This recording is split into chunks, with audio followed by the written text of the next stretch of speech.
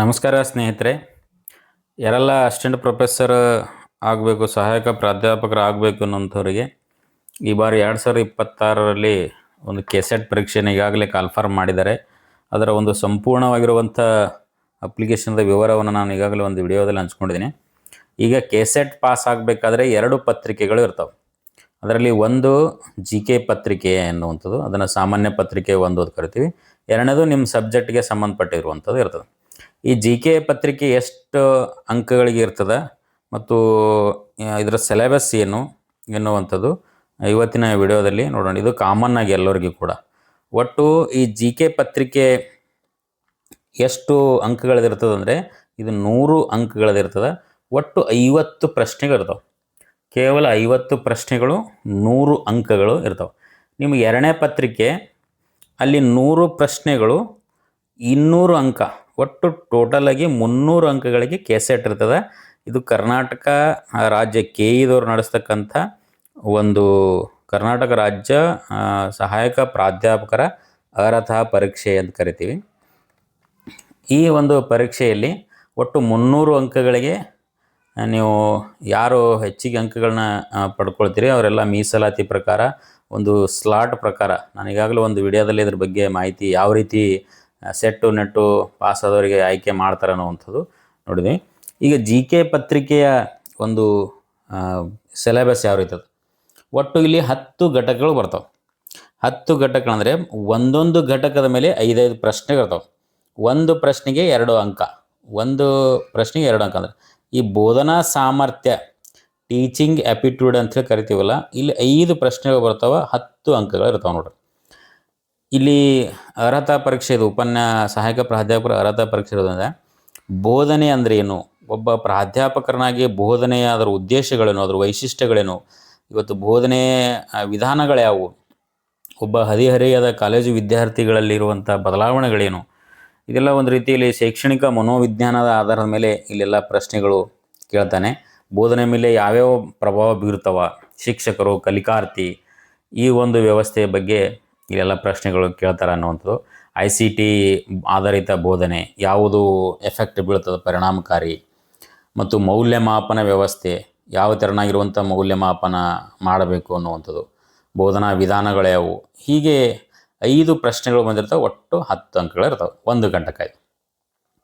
ಇನ್ನು ಎರಡನೇ ಘಟಕ ಸಂಶೋಧನೆ ಮೇಲೆ ಕೇಳ್ತಾರೆ ನೋಡ್ರಿ. ಸಂಶೋಧನೆ ಅಂದರೆ ಏನು, ಯಾಕೆ ಬೇಕು ಉನ್ನತ ಶಿಕ್ಷಣದ ಇದರಲ್ಲಿ ಸಂಶೋಧನೆ ಪ್ರಕಾರಗಳ್ಯಾವು, ಅದರ ಲಕ್ಷಣಗಳೇನು, ಯಾವ ವಿಧದ ಸಂಶೋಧನೆ ಭಾಳ ಎಫೆಕ್ಟಿವ್ ಆಗಿರ್ತದೆ, ಪ್ರಾಯೋಗಿಕ ಸಂಶೋಧನೆ, ಐತಿಹಾಸಿಕ ಸಂಶೋಧನೆ, ವಿಶ್ಲೇಷಣಾತ್ಮಕ ಸಂಶೋಧನೆ, ಇವೆಲ್ಲ ಪ್ರಕಾರಗಳು ಬರ್ತಾವೆ. ಆಮೇಲೆ ಸಂಶೋಧನಾ ವಿಧಾನಗಳು ಕೂಡ ಇಲ್ಲದ ನೋಡಿ, ವಿವರಣಾತ್ಮಕ, ಗುಣಾತ್ಮಕ, ಪರಿಣಾತ್ಮಕ, ಮತ್ತು ಸಂಶೋಧನಾ ಹಂತಗಳು, ಸಮಸ್ಯೆನ ಆಯ್ಕೆ ಮಾಡ್ಕೊಳ್ಳೋದು, ಅದರ ವರದಿ ತಯಾರು ಮಾಡುವಂಥದ್ದು, ಇವೆಲ್ಲವೂ ಕೂಡ ಸಂಶೋಧನೆಗೆ ಸಂಬಂಧಪಟ್ಟಿರುವಂಥ 5 ಪ್ರಶ್ನೆಗಳು 10 ಅಂಕಗಳು ಇರ್ತಾವೆ.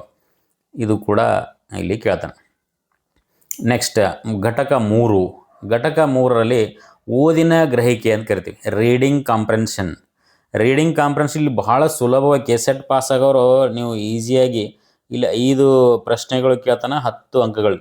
ಅಂದರೆ ಒಂದು ಗದ್ಯ ಕೊಡ್ತಾನೆ ನಿಮಗಿಲ್ಲಿ, ಒಂದು ಗದ್ಯ ಕೊಟ್ಟು ಆ ಗದ್ಯದಲ್ಲಿ ಮೊದಲು ಚೆನ್ನಾಗಿ ಒಂದು 2-3 ಸಲ ಓದ್ಕೋಬೇಕು. ಗದ್ಯ ಒಂದು ಪ್ಯಾರಾಗ್ರಾಫ್ ಕನ್ನಡದಲ್ಲಿರ್ತದೆ. ನೀವು ಕೆಸೆಟ್ ಅಂದರೆ ವಿಶೇಷ ಏನಂದರೆ ಕನ್ನಡದಲ್ಲಿ ಇರ್ತದೆ, ನೆಟ್ ಹಾಗಲ್ಲ, ಇಂಗ್ಲೀಷ್ನಲ್ಲಿ ಇರ್ತದೆ ನೆಟ್. ಹಾಗಾಗಿ ಕನ್ನಡ ಪೇಪರ್ ಮಾತ್ರ ನೀವು ಕನ್ನಡ ಬರೆಯೋರು ಕನ್ನಡದಾಗಿರ್ತದೆ, ಉಳಿದ ಎಲ್ಲ ಸಬ್ಜೆಕ್ಟ್ ಎಲ್ಲ ಇಂಗ್ಲೀಷ್ನಾಗೆ ಇರ್ತವೆ. GK ಪೇಪರ್ನು ಕೂಡ ಇಂಗ್ಲೀಷ್ನಾಗೆ ಇರ್ತವೆ. ಕೆಸೆಟ್ ಏನಿರ್ತದೆ ಅಂದರೆ GK ಪತ್ರಿಕೆ ಕೂಡ ಕನ್ನಡ ಮತ್ತು ಇಂಗ್ಲೀಷ್ 2 ಕಡೆ ಇರ್ತವೆ. ಇಲ್ಲಿ ಒಂದು ಗದ್ಯ ಕೊಡ್ತಾನೆ, ಗದ್ಯವನ್ನು ಚೆನ್ನಾಗಿ ಓದ್ಕೋಬೇಕು. ಅಲ್ಲೆಲ್ಲ ಕಠಿಣವಾದ ಪದಗಳನ್ನು ಬಳಸಿರ್ತಾನೆ. ಆ ಗದ್ಯ ಏನನ್ನು ಹೇಳ್ತದೆ, ಮೂಲ ಒಟ್ಟು ಸಾರಾಂಶ ಏನು ಹೇಳ್ತದೆ, ಯಾವುದೋ ಒಂದು ಪರಿಸರದ ಬಗ್ಗೆ, ಇಂದಿನ ಸಮಾಜದ ಸಮಸ್ಯೆಯ ಬಗ್ಗೆ, ರೈತರ ಸಮಸ್ಯೆ, ಒಂದು ದೊಡ್ಡ ದೀರ್ಘವಾಗಿರುವಂಥ ಈ ಪೇಪರ್ನಲ್ಲೆಲ್ಲ ಒಂದು ಲೇಖನ ಬರ್ತಾವೆ ನೋಡ್ರಿ. ಲೇಖನ ಟೈಪ್ ಒಂದು ಕೊಟ್ಟು ಅದರಲ್ಲಿ ಯಾವುದೋ ಒಂದು ಸನ್ನಿವೇಶ, ಅದರಲ್ಲಿ ಕಂಡು ಬಂದಿರುವಂಥ ಏನೇನು ನೀವು ಗಮನಿಸ್ತೀರಿ ಅನ್ನುವಂಥದ್ದು, ನಿಮ್ಮ ಆಲೋಚನೆಗಳನ್ನು ಟೆಸ್ಟ್ ಮಾಡಲಿಕ್ಕೆ ಅಲ್ಲಿ ಕೇಳ್ತಾರೆ. ಈಗ 5 ಪ್ರಶ್ನೆಗಳನ್ನು ಕೂಡ ಇಲ್ಲಿ ಕೇಳ್ತಾನೆ, ಒಟ್ಟು 10 ಅಂಕಗಳು ಇಲ್ಲಿ ನೀವು ಸ್ಕೋರ್ ಮಾಡ್ಬೋದು. ಮೊದಲನೇದು ಬೋಧನೆ, ಎರಡನೇದು ಸಂಶೋಧನೆ, ಮೂರನೇದು ಈ ರೀತಿ ಗದ್ಯದ ಬಗ್ಗೆ ಕೇಳ್ತಾನೆ. ನಾಲ್ಕನೇದು ಕಮ್ಯುನಿಕೇಷನ್ ಅಂತ ಕರಿತೀವಿ ನಾವು, ಸಂವಹನದ ಬಗ್ಗೆ. ಇಲ್ಲಿ ಕೂಡ 5 ಪ್ರಶ್ನೆಗಳಿರ್ತಾವೆ, ಒಟ್ಟು 10 ಅಂಕಗಳು. ಇಲ್ಲಿ ಸಂವಹನ ಅಂದ್ರೆ ಏನು, ಅದರ ಪ್ರಕಾರಗಳು, ಲಕ್ಷಣಗಳು, ಪರಿಣಾಮಕಾರಿ ಸಂವಹನ ಅಂದರೆ ಈಗ ವಿದ್ಯಾರ್ಥಿಗಳ ಜೊತೆ ನಾವು ಮೌಖಿಕವಾಗಿ, ಸಾಂಸ್ಕೃತಿಕವಾಗಿ ಸಂವಹನ ಮತ್ತು ಶಿಕ್ಷಕ ವಿದ್ಯಾರ್ಥಿ ನಡುವಿನ ಮಾತುಕತೆ, ಇವೆಲ್ಲವೂ ಕೂಡ ಇಂದಿನ ಮಾಧ್ಯಮಗಳು ಯಾವ ರೀತಿ ಪರಿಣಾಮ ಬೀರ್ತಾವ ಇದ್ರ ಬಗ್ಗೆಯೂ ಕೂಡ ಇಲ್ಲಿ 5 ಪ್ರಶ್ನೆಗಳನ್ನು ಕೇಳ್ತಾನೆ. ನೆಕ್ಸ್ಟ್ ಘಟಕ 5 ಗಣಿತೀಯ ತರ್ಕ ಮತ್ತು ವಿವೇಚನೆ, ಮ್ಯಾಥಮೆಟಿಕಲ್ ರೀಸನಿಂಗ್ ಅಂತ. ನೋಡ್ರಿ, ಮೆಂಟಲ್ ಅಬಿಲಿಟಿ ಬಂತು. ಇಲ್ಲಿ ಮೆಂಟಲ್ ಅಬಿಲಿಟಿ 5 ಕ್ವಶನ್ ಇದ್ದೇ ಇರ್ತಾವೆ. ಮೆಂಟಲ್ ಅಬಿಲಿಟಿ 5 ಕ್ವಶನ್ಗಳಂದರೆ ಇಲ್ಲಿ ಮುಖ್ಯವಾಗಿ ಏನಿರ್ತವೆ ಅಂದರೆ ಸಂಖ್ಯಾ ಸರಣಿ ಇರ್ತವೆ ನೋಡ್ರಿ. ಒಂದು ಸಂಖ್ಯೆ ಮಿಸ್ ಮಾಡೋಂಥ ಅಕ್ಷರ ಸರಣಿ, ABCD alphabet, coding and D coding ಅಂತ ಕರಿತೀವಲ್ಲ, ಇವೆಲ್ಲ ಮೆಂಟಲ್ ಅಬಿಲಿಟಿ. ರಕ್ತ ಸಂಬಂಧಗಳ ಬಗ್ಗೆ, ದಿಕ್ಕುಗಳ ಬಗ್ಗೆ, ಈ ತ್ರಿಜ್ಯ ಇವುಗಳ ಬಗ್ಗೆ, ಅನುಪಾತ, ಭಿನ್ನರಾಶಿಗಳ ಬಗ್ಗೆ ಸ್ವಲ್ಪ ಗಣಿತ ಬರಬೇಕು. ಲೆಕ್ಕಾಚಾರ, ಬಡ್ಡಿ ಲೆಕ್ಕ, ಇದ್ರ ಬಗ್ಗೆ, ಸರಾಸರಿ ಬಗ್ಗೆ, ಇವೆಲ್ಲ ಮೆಂಟಲ್ ಅಬಿಲಿಟಿಗೆ ಸಂಬಂಧಪಟ್ಟಿರುವಂಥ ಪ್ರಶ್ನೆಗಳು ಗಣಿತೀಯ ತರ್ಕ ಅಂತ. 5 ಮೆಂಟಲ್ ಅಬಿಲಿಟಿ ಪ್ರಶ್ನೆಗಳಿರ್ತವೆ, ನೀವು ಇಲ್ಲಿ ಉತ್ತರ ಕೊಡಬೇಕು. ನೆಕ್ಸ್ಟ್ ತಾರ್ಕಿಕ ವಿವೇಚನೆ, ಸ್ವಲ್ಪ ಇದು ಕೂಡ ಮೆಂಟಲ್ ಅಬಿಲಿಟಿ ಥರನೇ, ಸ್ವಲ್ಪ ನೀವು ಆಲೋಚನೆ ಮಾಡಿ ಹಾಕುವಂಥ ಪ್ರಶ್ನೆಗಳು. 5 ಪ್ರಶ್ನೆಗಳು ಬರ್ತವೆ ಇಲ್ಲಿ. ಯಾವ ರೀತಿ ಅಂದರೆ ವಾಕ್ಯಗಳ ರಚನೆ ಮಾಡುವಂಥದ್ದು ಕೊಟ್ಟಿರ್ತಾನೆ, ಮತ್ತು ಏನಂದರೆ ಈ ರೇಖಾ ಚಿತ್ರಗಳನ್ನ ಕೊಡ್ತಾನೆ, ಅಥವಾ ಈ ಕೋಷ್ಟಕಗಳನ್ನ ಕೊಡ್ತಾನೆ.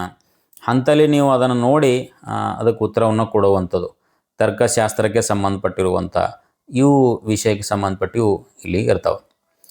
ನೆಕ್ಸ್ಟ್ ದತ್ತಾಂಶ 7ನೇ ಘಟಕ ಮತ್ತು 8ನೇ ಘಟಕ ಏನಂದರೆ 7ನೇ ಘಟಕ ದತ್ತಾಂಶ ವ್ಯಾಖ್ಯಾನ, 8ನೇ ಘಟಕ ಏನಂದರೆ ICT ಬಗ್ಗೆ ಇರ್ತದೆ, ಇನ್ಫಾರ್ಮೇಷನಲ್ ಟೆಕ್ನಾಲಜಿ ಅಂತ ಹೇಳ್ತೀವಲ್ಲ ನಾವು. ದತ್ತಾಂಶಗಳು ಅಂದರೆ ಗುಣಾತ್ಮಕ ಮತ್ತು ಪರಿಣಾತ್ಮಕ ದತ್ತಾಂಶಗಳ ಸಂಗ್ರಹಣೆ ಮಾಡೋದು, ಒಂದು ಚಿತ್ರಾತ್ಮಕ ಪ್ರಾತಿನಿಧ್ಯ ಕೊಟ್ಟು, ಚಾರ್ಟ್ಗಳು ಕೊಟ್ಟು, ಪೈ ಚಾರ್ಟ್ ಕೊಟ್ಟು ಅದರಲ್ಲಿ ವಿದ್ಯಾರ್ಥಿಗಳ ಸಂಖ್ಯೆ ಕಂಡುಹಿಡಿಯೋದಾಗಲಿ ಅಥವಾ ಲಾಭ ನಷ್ಟಗಳ ಬಗ್ಗೆ ಕಂಡುಹಿಡಿಯೋದಾಗಲಿ ಇಂಥ ಚಾರ್ಟ್ಗಳನ್ನ ಕೊಡ್ತಾರೆ. ಆಮೇಲೆ ICT ಅಂದರೆ ಇಲ್ಲಿ ಕಂಪ್ಯೂಟರ್ಗೆ ಸಂಬಂಧಪಟ್ಟಿರುವಂಥ ಪರಿಭಾಷೆಗಳು, ಇಮೇಲ್, ಇಂಟರ್ನೆಟ್ಟು, ಕೆಲವೊಂದು ವಿಸ್ತೃತ ರೂಪಗಳನ್ನ ಕೇಳುವಂಥದ್ದು, ಇವೆಲ್ಲವೂ ಕೂಡ ದೊಡ್ಡ ದೊಡ್ಡ ತಂತ್ರಜ್ಞಾನಕ್ಕೆ ಸಂಬಂಧಪಟ್ಟಿರೋ ಕಾನ್ಫರೆನ್ಸ್ಗಳು. ಉನ್ನತ ಶಿಕ್ಷಣದಲ್ಲಿ ಡಿಜಿಟಲ್ಕರಣ, ಕೆಲವೊಂದು ಹೊಸ ಹೊಸ ಯೋಜನೆಗಳು, ಕೇಂದ್ರ ಸರ್ಕಾರ ಮತ್ತು ರಾಜ್ಯ ಸರ್ಕಾರದ ತಂತ್ರಜ್ಞಾನದಲ್ಲಿ ಏನಾದರೂ ಹೊಸತನ ಕಂಡು ಬಂದಿದೆ ಅಂಥವು. ಇವೆರಡು ಟಾಪಿಕ್ಗಳು ದತ್ತಾಂಶ ಮತ್ತು ICT, ಇದ್ರ ಮೇಲೆ 10 ಪ್ರಶ್ನೆಗಳು ಕೇಳಿ 20 ಅಂಕಗಳು ಅನ್ನೋದು. ನೆಕ್ಸ್ಟ್ ಘಟಕ 9ನೇ ಘಟಕ, ಇಲ್ಲಿ ಪರಿಸರದ ಬಗ್ಗೆ ನೋಡಿ, ಪೀಪಲ್ ಆ್ಯಂಡ್ ಎನ್ವೈರನ್ಮೆಂಟ್ ಅಂತ ಹೇಳ್ತೀವಲ್ಲ, ಪರಿಸರದ ಬಗ್ಗೆ, ಜಾಗತಿಕ ಇದರಲ್ಲಿ ಪರಿಸರದ ಬಗ್ಗೆ ಏನೆಲ್ಲ ನಡೆದಿವೆ ಅನ್ನೋಂಥದ್ರ ಬಗ್ಗೆ 5 ಪ್ರಶ್ನೆಗಳಿರ್ತವೆ. ಇಲ್ಲಿ 10 ಅಂಕಗಳಿರ್ತವೆ. ಅಭಿವೃದ್ಧಿ, ಮಾನವ ಅಭಿವೃದ್ಧಿ ಸೂಚ್ಯಂಕದ ಬಗ್ಗೆ, ಪರಿಸರದ ಅಭಿವೃದ್ಧಿ ಬಗ್ಗೆ, MDG ಮತ್ತು SDG ಅಂತ ಹೇಳ್ತೀವಲ್ಲ, ಸುಸ್ಥಿರ ಅಭಿವೃದ್ಧಿ, ಮಾನವ ಮತ್ತು ಪರಿಸರದ ಸಂವಹನ, ನೈಸರ್ಗಿಕ ಸಂಪನ್ಮೂಲಗಳ ಬಗ್ಗೆ ಬಳಕೆ, ಇವೆಲ್ಲ ಸ್ವಲ್ಪ ನೀವು ಪ್ರಚಲಿತ ಘಟನೆ ಟೈಪ್ನ ಕೂಡ ನೆನ್ಪಿಡಬೇಕು. ವಾಯು ಮಾಲಿನ್ಯ, ಜಲ ಮಾಲಿನ್ಯ, ಮಣ್ಣು ಮಾಲಿನ್ಯ, ಇವೆಲ್ಲ ಬದಲಾವಣೆಗಳು, ನೈಸರ್ಗಿಕ ವಿಕೋಪಗಳು, ಅದನ್ನು ಅಂತಾರಾಷ್ಟ್ರೀಯ ಒಪ್ಪಂದಗಳೇನಾದವು, ಪ್ರೋಟೋಕಾಲ, ಪ್ಯಾರಿಸ್ ಒಪ್ಪಂದ, ಇಂಟರ್ನ್ಯಾಷನಲ್ ಸೋಲಾರ್ ಅಲಯನ್ಸ್, ದೇಶ ವಿದೇಶಾಂಗದ ಒಪ್ಪಂದಗಳ ಬಗ್ಗೆ ನೀವು ಗಮನಿಸಬೇಕು. ಇಲ್ಲಿ 5 ಪ್ರಶ್ನೆಗಳು ಪರಿಸರದ ಬಗ್ಗೆ ಕೇಳ್ತಾರೆ. ಘಟಕ 10ರಲ್ಲಿ ಕೊನೆಯದಾಗಿ ಇದು ಉನ್ನತ ಶಿಕ್ಷಣಕ್ಕೆ ಸಂಬಂಧಪಟ್ಟಿರುವಂಥ ಏನಾದರೂ ಯೋಜನೆಗಳಿದ್ದು ಅಂದ್ರೆ ಇಲ್ಲಿ 5 ಪ್ರಶ್ನೆಗಳಿರ್ತವೆ. ಕೇಂದ್ರ ಮತ್ತು UGC ಬಗ್ಗೆ ನೋಡ್ಕೋಬೇಕು ನೀವು.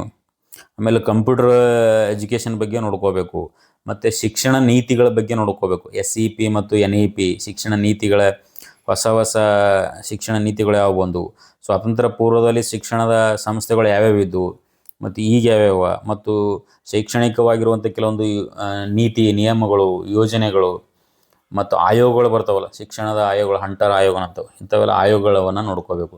NEP ಇದರ ಮುಖ್ಯ ಅಂಶಗಳೇನು, ಯಾವ ರಾಜ್ಯದಲ್ಲಿ ಅಸ್ತಿತ್ವ ಅದ, ಮತ್ತು UGC ಅಂದರೆ ಏನು, UGC ಗೈಡ್ಲೈನ್ಸ್ ಯಾವ ರೀತಿ ಇರ್ತದೆ, NAC ಅಂದ್ರೆ ಏನು, NAC ಯಾವ ರೀತಿ ಕಾಲೇಜು ಸುಧಾರಣೆ ಬಗ್ಗೆ ನೋಡ್ಕೋತದ, ಇಂಥವೆಲ್ಲನೂ ಕೂಡ ನೀವು 10 ಘಟಕಗಳನ್ನು ಕವರ್ ಮಾಡ್ಕೊಂಡ್ರೆ ಇಲ್ಲಿ 50 ಪ್ರಶ್ನೆಗಳು, ಕನಿಷ್ಠ ನೀವು 50 ಪ್ರಶ್ನೆ ಅಂದರೆ 30ರಿಂದ 35 ಪ್ರಶ್ನೆಗಳಾದರೂ ಕೂಡ ಉತ್ತರಿಸಬೇಕು, ತೆಗೆದುಕೊಳ್ಬೇಕು. 35ಕ್ಕೆ ನೀವು ತೊಗೊಂಡ್ರೆ 70 ಅಂಕ ಆಗ್ತದೆ. ಹಾಗಾಗಿ ನೀವು ಸೆಲೆಕ್ಷನ್ ಆಗಲಿಕ್ಕೆ ಈಸಿ ಆಗ್ತದೆ. ಸೆಲೆಕ್ಷನ್ ಹ್ಯಾಂಗೆ ಮಾಡ್ತಾರೆ ಅನ್ನೋಂಥದ್ದನ್ನು ಹೇಳಿದೆ. ಎಷ್ಟು ಜನ ಅಪ್ಲಿಕೇಶನ್ ಹಾಕ್ತಾರೆ ಅಷ್ಟರಲ್ಲಿ 6% ಅಂತ ಹೇಳ್ತೀವಲ್ಲ, 6% ಮತ್ತು ಅದು ಮೀಸಲಾತಿ ಅನುಗುಣವಾಗಿ ಮಾಡ್ತಾರೆ. ಜೊತೆಗೆ ಮುಖ್ಯವಾಗಿ ನೀವು ಏನು ಮಾಡಬೇಕಂದ್ರೆ 40% ತೊಗೋಬೇಕು ಅಂತ ಹೇಳ್ತಾರೆ.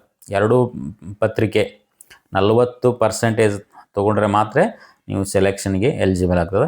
ಹಾಗಾಗಿ KSET ಮತ್ತು ನೆಟ್ ಪಾಸ್ ಆಗೋರು ಭಾಳ ಜನ ಇವತ್ತು ಸಿಗಂಗಿಲ್ಲ ಕೆಲವೊಂದು ಸಬ್ಜೆಕ್ಟ್ಗಳಲ್ಲಿ. ಹಾಗಾಗಿ KSET ಮತ್ತು ನೆಟ್ ಪಾಸ್ ಆದರೆ ನೀವು ಆರಾಮಾಗಿ ಅತಿಥಿ ಉಪನ್ಯಾಸಕರು ಕೂಡ ಆಗ್ಬೋದು. ಗೆಸ್ಟ್ ಲೆಕ್ಚರ್ ಇವತ್ತು 35,000-40 ಸಾವಿರ ಕೂಡ ಸಂಬಳ ಅದ. ಡಿಗ್ರಿ ಕಾಲೇಜುಗಳಲ್ಲಿ ಗೆಸ್ಟ್ ಲೆಕ್ಚರ್ ಆಗಲಿಕ್ಕೆ KSET ಭಾಳ ಉಪಯುಕ್ತ ಅದ. ನೆಟ್ ಅಂತರೂ ವರ್ಷನಲ್ಲಿ 2 ಸಲ ಕರೀತಾನೆ, ಬಟ್ ಸೆಟ್ ಈಸಿ. ಹಾಗಾಗಿ ಎಲ್ಲರೂ ಕೂಡ ಯಾರು MA MSc MCom ಮುಗಿಸ್ಕೊಂಡಿರಿ ಮತ್ತು ಈಗಾಗಲೇ ಮುಗಿಸ್ಕೊಂಡವರು ಮತ್ತು ಯಾರು ಇನ್ನೂ ಸೆಕೆಂಡ್ ಇಯರ್ನಲ್ಲಿ ಓದ್ತಾ ಇದ್ದರೂ ಕೂಡ ಅವರಿಗೆ ಅವಕಾಶ ಅದ. ಇದು ಈಗಾಗಲೇ ನೆಕ್ಸ್ಟ್ ಇಯರ್ನಿಂದ 2027 ಜನವರಿಯಲ್ಲಿ ಆದರೂ ಕೂಡ ಸುಮಾರು 2,000-3,000 ಸಹಾಯಕ ಪ್ರಾಧ್ಯಾಪಕರ ನೇಮಕಾತಿ ಮಾಡ್ಕೊಳ್ಳೋರು ಅದಾರ. ನೀವು ಆಟೋಮೆಟಿಕ್ಕಾಗಿ KSET ಪಾಸ್ ಆದರೆ ಅಂದರೆ ಅದಕ್ಕೆ ಎಲಿಜಿಬಲ್ ಆಗ್ತೀರಿ. ಇಂಥ ಸುವರ್ಣ ಅವಕಾಶವನ್ನು ಮಿಸ್ ಮಾಡ್ಕೊಳ್ಬೇಡ್ರಿ. ಇದಕ್ಕೆ ಸಂಬಂಧಪಟ್ಟಿರುವಂಥ ಇನ್ನೂ ಹೆಚ್ಚಿನ ತರಗತಿಗಳನ್ನು ನಾನು ಮಾಡ್ತಾ ಇರ್ತೀನಿ. ಆದಷ್ಟು ವಿಡಿಯೋ ಇಷ್ಟ ಆದರೆ ಲೈಕ್ ಮಾಡಿ, ಶೇರ್ ಮಾಡಿ, ಸಬ್ಸ್ಕ್ರೈಬ್ ಮಾಡಿರಿ ಅಂತ ಹೇಳ್ತಾ ಈ ಒಂದು ವಿಚಾರ ಮುಗಿಸ್ತೀನಿ. ಧನ್ಯವಾದಗಳು.